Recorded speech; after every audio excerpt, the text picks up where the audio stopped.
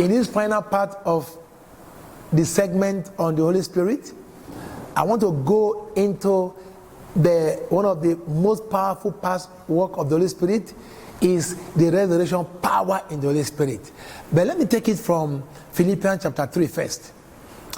Okay, Apostle Paul in verse 10 began to pray concerning coming to the stature, coming to know Christ even more. He says, that I may know him and the power of his resurrection. Take note of that.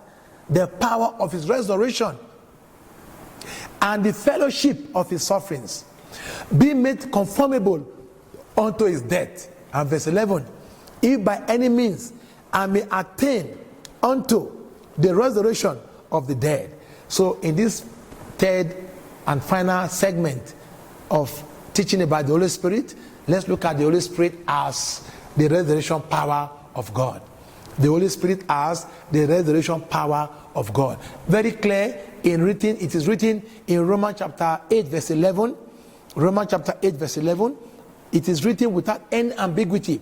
It says, but if the spirit of him that raised up Jesus from the dead dwell in you, he that raised up Christ from the dead shall also quicken your mortal bodies by his spirit that dwells in you. So you can see that it is by the power of the Holy Spirit that God raised up his son Jesus Christ from the dead. Now this again teaches us, like I tell people, that it is not God that became a man to die. No, God sent his son, and when the son came and died for our sins, God raised him from the dead by his spirit. In Romans chapter 1, look at verse 1 and 2 up to verse 3. It says, Paul, a servant of Jesus Christ, called to be an apostle, separated unto the gospel of separated unto the gospel of God. Verse 2, which he had promised by his prophets afore in the Holy Scriptures. Verse 3, concerning his son, Jesus Christ our Lord, which was made of the seed of David according to the flesh. Verse 4, and declared to be the Son of God with power according to the Spirit of holiness by the resurrection from the dead. So if Christ had remained dead, then of course we have no salvation. 1 Corinthians chapter 15, I think verse 15 makes the point very clear. He said that if Christ was not raised from the dead, then we will be hopeless. Look at it here. 1 Corinthians chapter 15 verse 13 right to 16 and 17. It says, but if there be no resurrection of the dead, then is Christ not risen? And if Christ is not risen, then our preaching is vain, and your faith is also vain. Verse 15, yea, and we have found false witnesses of God, because we have testified of God that he, God, that the Godhead, that he raised up Christ, whom he did not raise up, if it be that the dead do not rise. For if the dead do not rise, then Christ is not raised. Verse 17, and if Christ is not raised, then your faith is vain, you are yet in your sins. But we know that by the resurrection power of the Holy Spirit, Christ was raised by God from the dead. And the same thing, my brother, my sister, I want to encourage you today to receive the Holy Spirit. There are two ways to receive the Holy Spirit. One is written in the book of John chapter 14. Jesus Christ said in verse 15, he said, if you love me, keep my commandments, and I'll pray to the Father, and I will give you the Holy Spirit. And in Luke chapter 11 also, Christ also began to teach. And what did he say? He said that if we want the Holy Spirit, we should pray to God for the Holy Spirit. And when we pray to him, then he will give us the Holy Spirit. That's Luke chapter 11 from verse 9 to verse 13. 13 says, if you then being evil know how to give good gifts unto your children, how much more shall your heavenly Father give the Holy Spirit to them that ask him?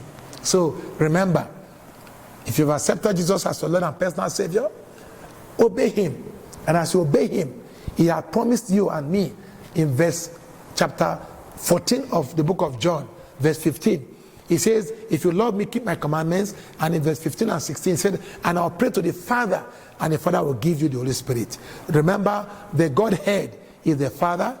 From him, the Spirit of the Son, the firstborn, came.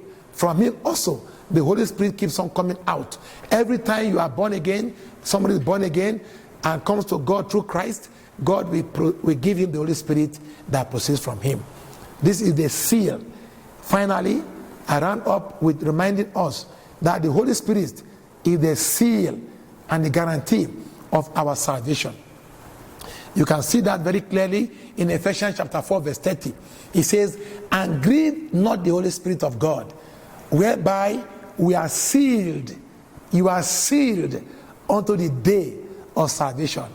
It's also in Ephesians 1:13, in whom you also trusted, after that you heard the word of truth, the gospel of your salvation, in whom also after that you believed, you were sealed with that Holy Spirit of promise.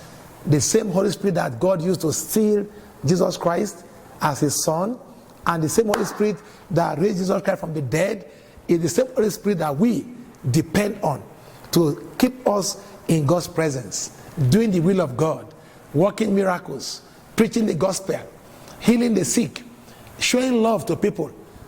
I invite you to like our Facebook page and to subscribe to our YouTube page. It's on the screen.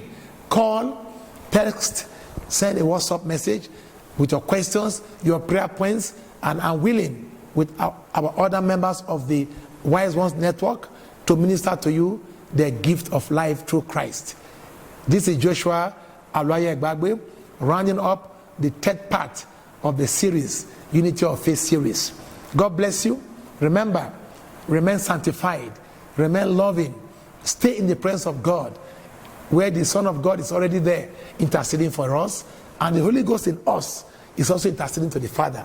The Father is the Almighty, the giver of life, in whom there's no variableness, no shadow of turning. God bless you. In the name of the Father God and of his Son Jesus Christ, and by the power of the Holy Spirit. Amen. Amen.